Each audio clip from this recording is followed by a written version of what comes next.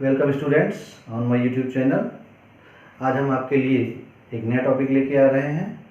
Topic का शीर्षक है कोऑर्डिनेशन केमिस्ट्री। इस टॉपिक के अंतर्गत आज हम आपको जो पढ़ाने जा रहे हैं वो है कोऑर्डिनेशन कंपाउंड्स और कॉम्प्लेक्सेस एंड डबल सॉल्ट्स। आज हम आपको ये बताएंगे कि कॉम्प्लेक्सेस क्या होते हैं और इसी के साथ एक वर्ड डबल सॉल्ट आता है।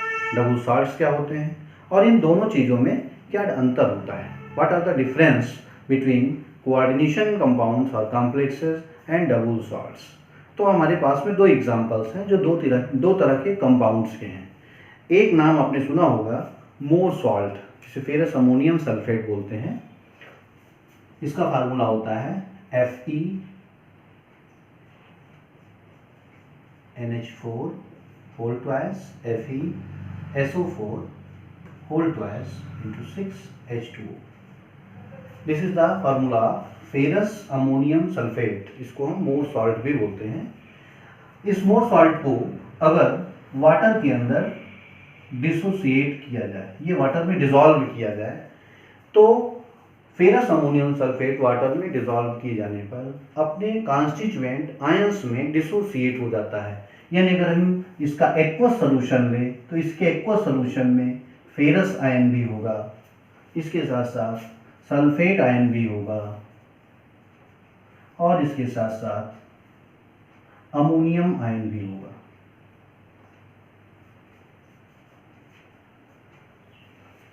यानी फेरस अमोनियम सल्फेट सॉल्ट के एक्वस सोल्यूशन में फेरस आयन का भी टेस्ट आएगा, सल्फेट आयन का भी टेस्ट होगा और अमोनियम आयन का भी टेस्ट होगा। इसका मतलब हुआ ये एक ऐसा साल्ट है जो वाटर में डिसॉल्व करने पर पूरी तरह से अपनी आयनों में विभक्त हो जाता है। एक दूसरा एग्जांपल लेते हैं। ये भी बहुत ही फेमस सॉल्ट है, पोटेशियम फेरोसाइनाइड। आपने पढ़ा होगा K4FeCN6।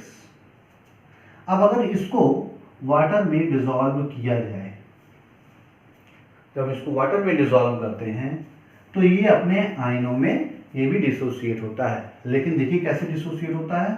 इससे हमें पोटेशियम आयन मिलता है, साथ ही साथ एक ये स्पीशीज मिलती है जिसमें Fe के साथ 6 साइनाइड एक साथ लिंक होकर के इस तरह का स्पीशीज बनाते हैं। तो अगर हम पोटेशियम फेरोसाइनाइड के वाटर सॉल्यूशन में इसके एलिमेंट्स के टेस्ट करने लगे, आयनों के टेस्ट करने लगे, तो इसका जो एक्वस सॉल्यूशन होगा वो पोटेशियम आयन का तो टेस्ट देगा, लेकिन इसके फार्मूले में लिखे गए साइनाइड आयन और फेरस आयन का टेस्ट नहीं देता है। यानी पोटेशियम फेरोसाइनाइड का एक्वस सॉल्यूशन पोटेशियम आयन का तो टेस्ट देता है, लेकिन फेरस आयन और साइनाइड आयन का टेस्ट नहीं देता है, क्योंकि फेरस आयन और साइनाइड आयन यहाँ पर फ्री होकर के नहीं रहते हैं, बल्कि फेरस और साइनाइड एक साथ इकट्ठा होकर के एक सिंगल यूनिट की तरह से बिहेव करते हैं। और इस तरह से जब कोई मेटल आयन और उसके साथ कोई निगेटिव आयन इकट्ठा होकर के एक सिंगल यूनिट की तरह बिहेव करे, तो इस तरह के आयन को कॉम्प्लेक्स आयन बोलते हैं। तो यहाँ पर ये जो है एक कॉम्प्लेक्स आयन है। और ऐसा कंपाउंड जिसके अंदर कोई कॉम्प्लेक्स आयन पाया जाता हो, ऐसे कंपाउंड को कॉम्प्लेक्स कंपाउंड कहते हैं। इसलिए जो K4FeCN6 है ये एक कॉम्प्लेक्स कंपाउंड है। इसको हम कॉम्प्लेक्स बोलेंगे या कोऑर्डिनेशन कंपाउंड भी कहा जाता है इसको।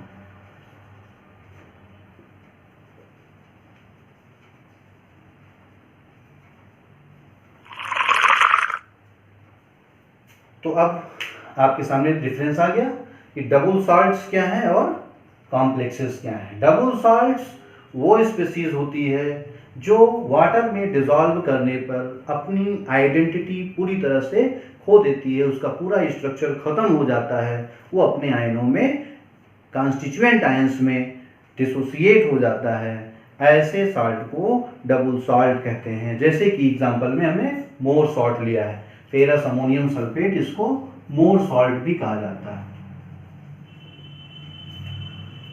जबकि ऐसे कंपाउंड्स जो वाटर में डिसॉल्व करने पर अपनी आइडेंटिटी बरकरार रखते हैं, अपने आयनों में टूटते नहीं हैं, ऐसे कंपाउंड्स को कोऑर्डिनेशन कंपाउंड्स या कॉम्प्लेक्सेस कहा जाता है। जैसे कि उदाहरण के लिए हमने K4FeCN6 लिया है। इसी तरह के कुछ और भी एग्जाम्पल्स हम दे सकते हैं। एक और साधारण सा एग्जाम्पल है पोटास एलम, जिसे आप कॉमन फिटकरी बोलते हैं।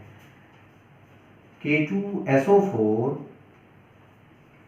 Al2SO4 whole thrice dot 24H2O. This is the common formula of potash alum फिटकरी।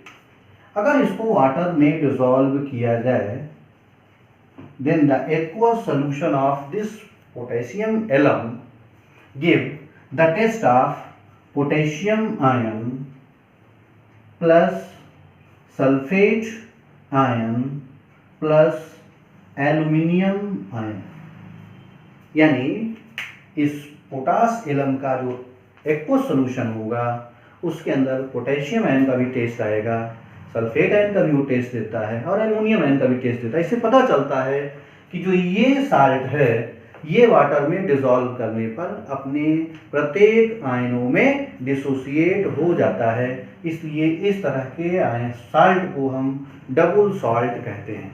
और इस तरह के साल्ट बनाए कैसे जाते हैं? जब हम इक्विमोलर प्रोपोर्शन दो अलग अलग साल्ट्स के लेकर वाटर में डिसॉल्व करके और उनका क्रिस्टलाइजेशन करते हैं तो हमें इस तरह के साल्ट मिलते हैं जिनको हम डबल सॉल्ट कहते हैं। जैसे अगर हमें फेरस अमोनियम सल्फेट बनाना होगा तो हम फेरस सल्फेट एक मोल अमोनियम सल्फेट लेकर के वाटर में क्रिस्टलाइज कराएंगे और क्रिस्टलाइजेशन करने पर हमें मोर साल्ट के क्रिस्टल प्राप्त हो जाते हैं। अब देखिए, तो ये दो एग्जाम्पल जो थे ये डबल सॉल्ट के थे और जो ये एग्जाम्पल था ये कॉम्प्लेक्स या कोऑर्डिनेशन कंपाउंड्स का था। इसी तरह के कुछ और भी एग्जाम्पल्स हम आपको दे सकते हैं। जैसे एग्जाम्पल के लिए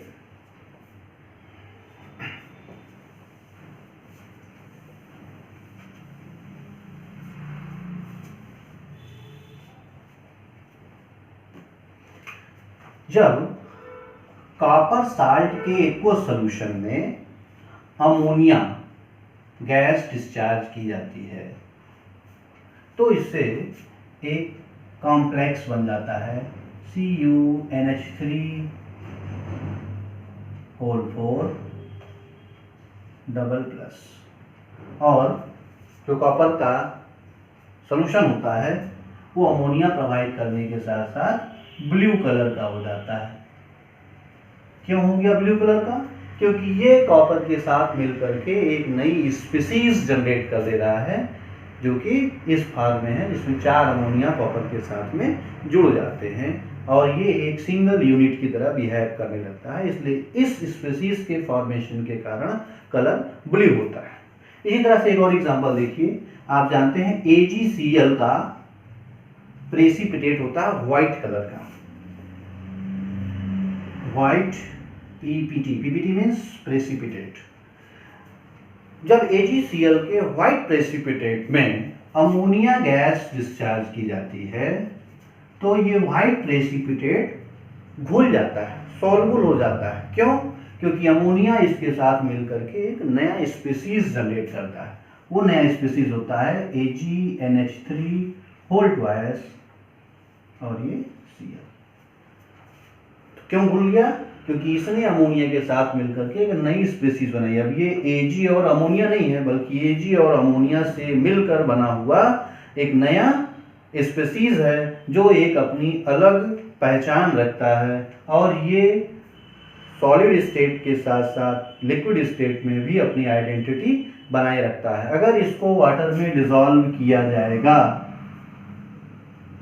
तो Ag से अमोनिया कभी भी अलग नहीं होगा बल्कि ये कंबाइंड स्टेट में रहेगा, खाली क्लोरीन इससे क्लोराइड के फॉर्म में अलग हो जाएगा। तो इस तरह से जो ये स्क्वायर ब्रैकेट के अंदर लिखी गई स्पीसीज है इसी स्पीसीज को हम कॉम्प्लेक्स स्पीसीज कहते हैं और ये कॉम्प्लेक्स स्पीसीज या कॉम्प्लेक्स आयन कहते हैं। इस कॉम्प्लेक्स आयन के अंदर जो भी एलिमेंट्स हैं ये सब कंबाइंड स्टेट में रहते हैं और ये अपनी पहचान बनाए रखते हैं। ये वाटर में घोले जाने पर या किसी सॉल्वेंट में घोले जाने पर अलग नहीं होते हैं। खाली इस स्क्वायर ब्रैकेट से बाहर लिखी हुई जो स्पीसीज है ये वाटर में डिसॉल्व करने पर अलग हो जाती है, क्योंकि ये आयनिक बॉन्ड के द्वारा जुड़े रहते हैं। इसके बारे में हम डिटेल डिस्कशन आगे वर्दर थ्योरी जब पढ़ेंगे तो उसमें हम करेंगे कि ऐसा क्यों होता है कि अलग हो जाता है और यह अलग क्यों नहीं होता है। लेकिन अभी हमें केवल ये बताना है कि कोऑर्डिनेशन कंपाउंड्स क्या होते हैं। तो आप पहचान कर सकते हैं कि वो चीज़ जो पानी में घुले जाने पर भी अलग ना हो वो स्पीसीज कोऑर्डिनेशन कंपाउंड या कॉम्प्लेक्स आयन या कोऑर्डिनेशन आयन के नाम से जानी जाएगी। तो यहाँ AgCl के साथ जब अमोनिया रिएक्ट करता है तो इससे ये स्पीसीज बनती है। इस पूरे स्पीसीज को हम कोऑर्डिनेशन कंपाउंड कहते हैं, लेकिन वाटर में डिसॉल्व करने पर इसका ये वाला हिस्सा जो स्क्वायर ब्रैकेट में लिखा गया है ये एज सच रहता है, इसलिए इसको कोऑर्डिनेशन आयन या कॉम्प्लेक्स आयन कहते हैं। तो किसी भी कॉम्प्लेक्स स्पीसीज को हम इस तरह से पहचान सकते हैं कि वो ऐसी स्पीसीज होती है जो वाटर में डिसॉल्व करने पर अपने कॉन्स्टिट्यूएंट आयंस में डिसोसिएट नहीं होती है और उसे हमेशा एक स्क्वायर ब्रैकेट के अंदर में लिखा जाता है। तो ये हो गया कोऑर्डिनेशन कंपाउंड्स क्या होता है। अब कोऑर्डिनेशन कंपाउंड्स में या कॉम्प्लेक्स आयन में कुछ जनरल टर्म्स यूज होते हैं, हम उसके बारे में चर्चा करेंगे।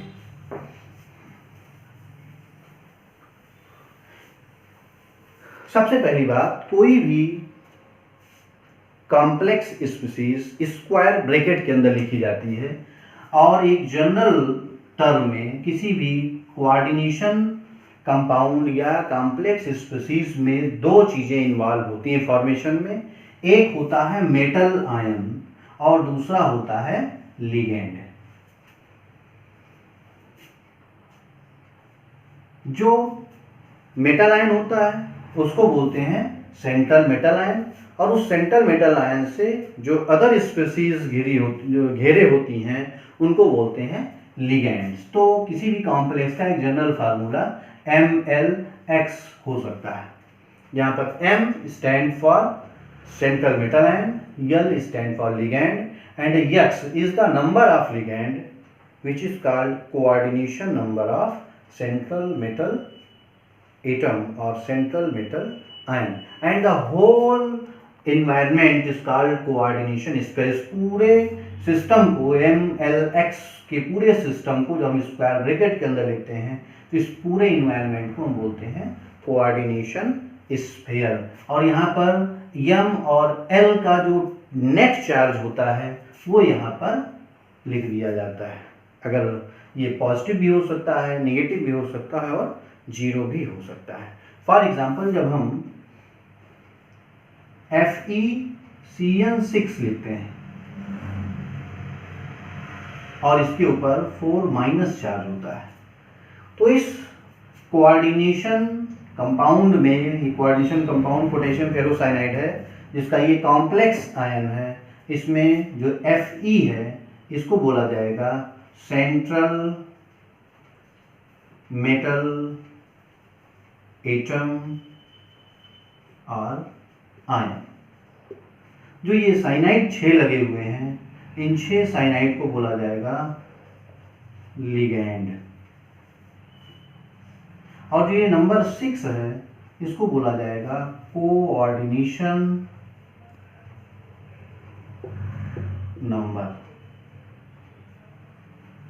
और ये जो पूरा स्पीसीज ब्रैकेट के अंदर लिखा गया है इसको बोला जाएगा कोऑर्डिनेशन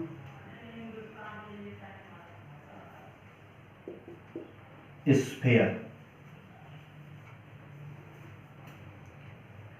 तो सेंट्रल मेटल एटम या आयन किसी भी कॉम्प्लेक्स के अंदर में सेंट्रल मेटल एटम या ion generally D block elements, mostly D block elements होते हैं या ट्रांजिशन एलिमेंट्स भी इनको बोलते हैं।